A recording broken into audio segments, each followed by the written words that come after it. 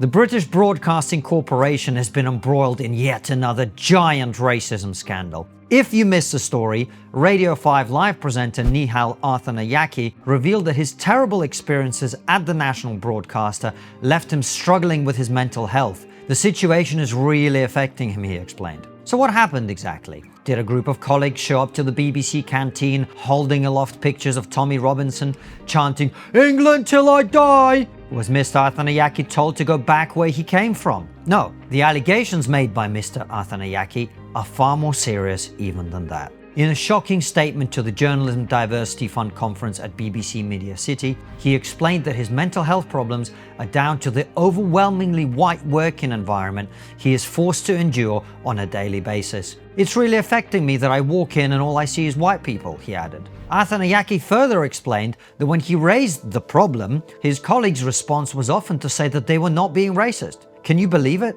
When Mr. Arthanayake bravely confronted his fellow employees for the offense of being white, they brazenly denied that their skin color was a racist hate crime. Outrageous. He further added that the hardest thing is to walk into a room, look around, and nobody looks like you. Mr. Arthanayake's parents are from Sri Lanka. Now, I've never been to Sri Lanka, but I am willing to bet the equivalent of his excessive £150,000 a year salary that very few people in Sri Lanka would place having to walk into a room where nobody looks like you at the top of their list of the hardest things to do. What is more, were I to move to Sri Lanka, I would be rather disappointed if the son my wife and I raised there grew up complaining about the Sri Lankan national broadcaster being staffed primarily by brown people. Were this to occur, I imagine I would feel the pressing need to remind him of the tremendous opportunities he enjoyed thanks to the fact that his parents were allowed to make their home in Sri Lanka. I would caution him in the strongest terms against adopting the pernicious and racist idea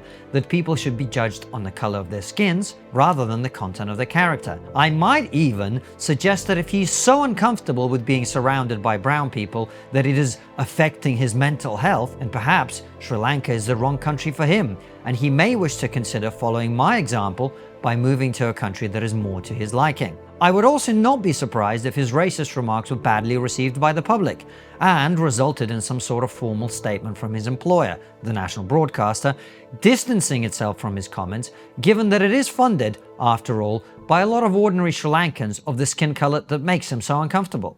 And in a sane world, all of this would also happen in Britain to Nihal Arthanayake. But it won't, of course, because we don't live in a sane world. We live in a world where the response to his overtly racist comments has been for the BBC to issue a statement that the organisation is committed to tackling the lack of diversity in its newsrooms.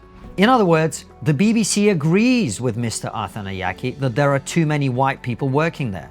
In fairness, this isn't actually news because the BBC has openly discriminated against white people for some time by banning them from applying for certain opportunities because it is the right thing to do.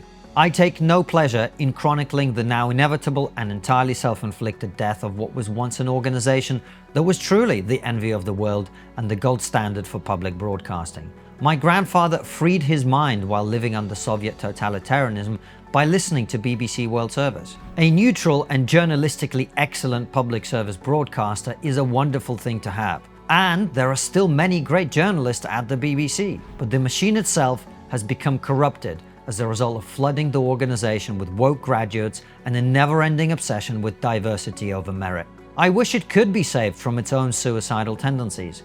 But alas, there is no Samaritan's helpline for institutions that are intent on destroying themselves. A couple of quick things before you go.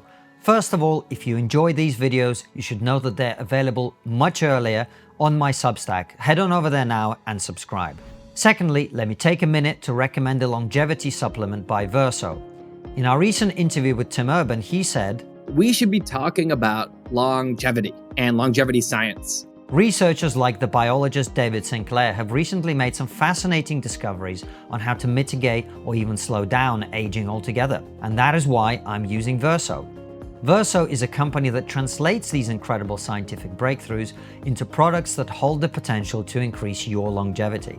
And one of their products that I take every day is Cell Being. Cell Being helps combat aging by increasing something called NAD+ in your body.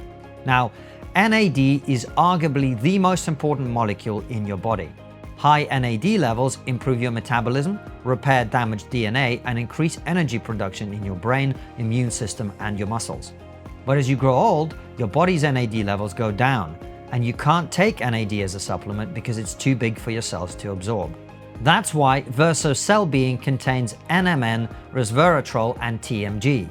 These three molecules work together to increase NAD+ levels. If you want to read more about this, check out the scientific research linked in the description of this video. Plus, Verso publishes third-party testing on every batch of its products to guarantee that you're getting exactly what you're paying for.